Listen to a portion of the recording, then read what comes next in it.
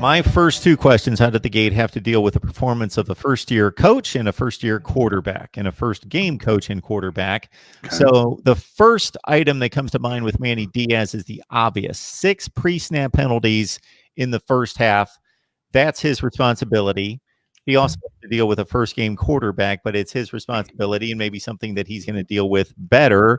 Maybe he's analyzed that and will certainly come out in game 2 and be prepared for those situations. But obviously, he's responsible. Is he to blame for all that? Not necessarily. It's quarterback. It's tackles backing off the line of scrimmage and jumping the snap. Just your thoughts about that aspect of it and anything else that you could tell. Something we talked about last week in regards to evaluating Manny Diaz's first game on the sideline as the head coach. Yeah, there were a lot of operational issues. And I know from having been to that stadium a multitude of times for high school football games and a couple previous Miami games, there is no play clock in an easy line of sight. So it's weird where you got to look to see the play clock. And I think that Jarren, he was, used to, okay, like at Hard Rock, it's here or whatever. And it's not there at all in Hard Rock or Camping World Stadium. So I think he got off with that a little bit. Also, just, I guess there was just lag time between Dan Enos sending in the plays and everything. And, I have play sheets from other playbooks because I'm a nerd like that. So, I download them and I look. And I mean, the verbiage, the nomenclature for these plays can be extensive. I mean, it's not Spider 2 Y banana. You know what I mean? There's way more to it than that. So if there's a translation kind of thing, okay, you're trying to get it in and then, okay, I'm trying to get that and everything. But I mean, yeah, it was just there was a lot that needs to get cleaned up. And I was talking about this. I hopped on another podcast and I was saying, look, as an educator, former educator now, but, I taught for 15 years. I'm thinking, what would I do in a situation like this where I need the performance to change?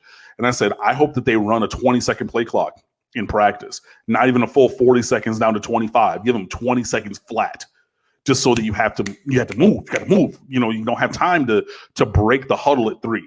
You know what I mean? And so you have 6 penalties pre-snap. You have a timeout to stave off another penalty in the first half alone. Another one of those in the second half. So you're talking 8, maybe 9, maybe 10 pre-snap things, and you only ran 66 plays. Like, bro, that's pretty bad.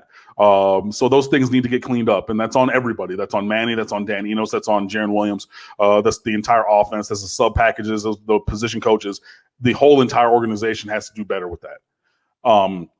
Now, insofar as Jarren Williams, I think that he played well.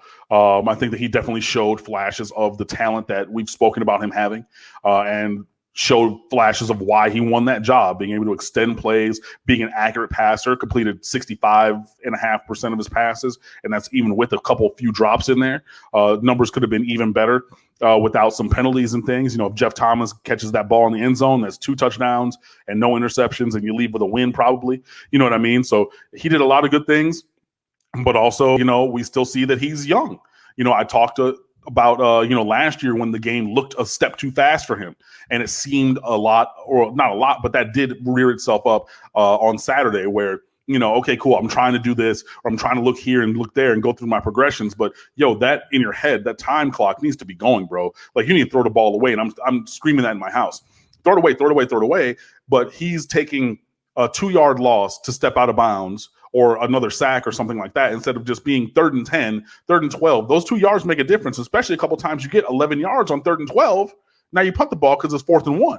You know what I mean? So there was that. Jarren even talked about the fact of, hey, look, I held the ball too long, and I, caused the sack count to go up. And that's what I was referencing earlier. Florida was good. Florida's defensive line clearly was the dominant force against Miami's offensive line. That wasn't a 10-sack performance. I'm sorry. That should have been 4, maybe 5, which I'll get, which is still a damn good game. But 16 tackles for loss and 10 sacks? Nah, no. That's not indicative of the game, I don't think. I think that's because it got it was like a 50-50 ball, or a 50-50 proposition on the play. But Jarren held the ball so long that all of those ended up becoming sacks, So that needs to be quicker also. And then there were a couple of times, and Dan Enos, and I know we'll get there, but he was very critical of Jarren Williams, that tough love kind of a thing, because he said, look, Jarren did not play well enough for us to win. And yet in spite of that, we almost did win.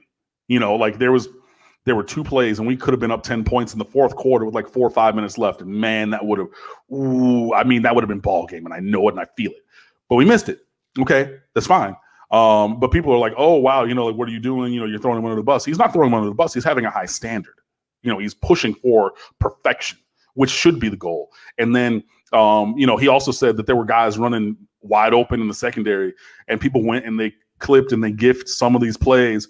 And there was one with Jeff Thomas early in the game, and he ran a fake post or fake corner going back to the post and turned his defensive back around like he was, doing I don't even know what, just some kind of pirouette, like he's a dancer or something, and was, just butt naked, wide open. The only person in the end zone, just open.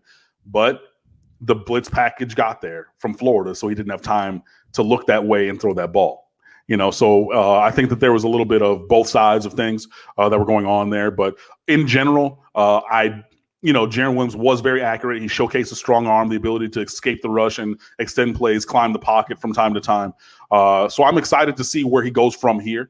But yeah, there were still those operational issues, delays of game, things like that, that do need to improve moving forward.